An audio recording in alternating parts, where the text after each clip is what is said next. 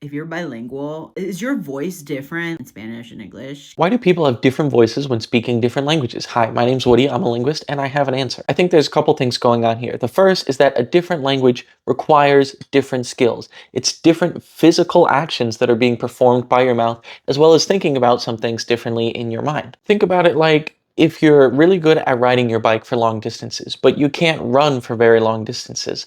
They're both physical activities that use your legs, but in different ways. Speaking a different language requires you to use the physical skills of your mouth, your throat, your lungs in different ways. So that's naturally going to create some difference, especially if they're very different phonetically. They have a lot of different sounds.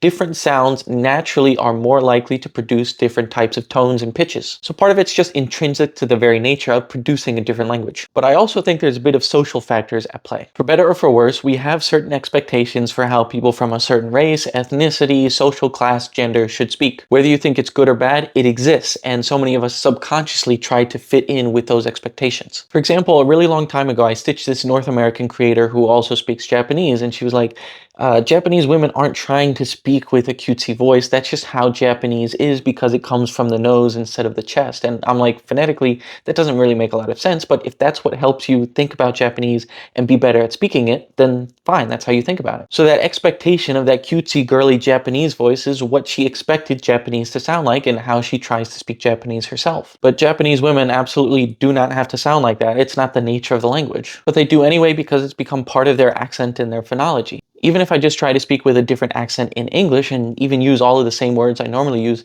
For example, if I try to speak with like a Scottish accent, I lower my voice because that's just how I think of Scottish in my head. I think that was a terrible Scottish accent. I haven't practiced doing that in a long time. On the other hand, I think I do a right cracking Aussie accent most of the time, and you can hear my voice is a lot higher. Or think about the rich person laugh. Laughing seems so instinctual, right? But there is evidence that your social class plays a role in how you present your laughter. I think Etymology Nerd talked a bit more about that. But to summarize, yes, there are real physical differences with the way you speak one language versus another, but there are also social differences that influence the way people speak. If you learn Spanish hearing a lot of women that sound more girly than you think English-speaking women do, then, that could have influenced the way you started learning to speak the language. It's totally normal. There's nothing wrong with it. That's just how it happens.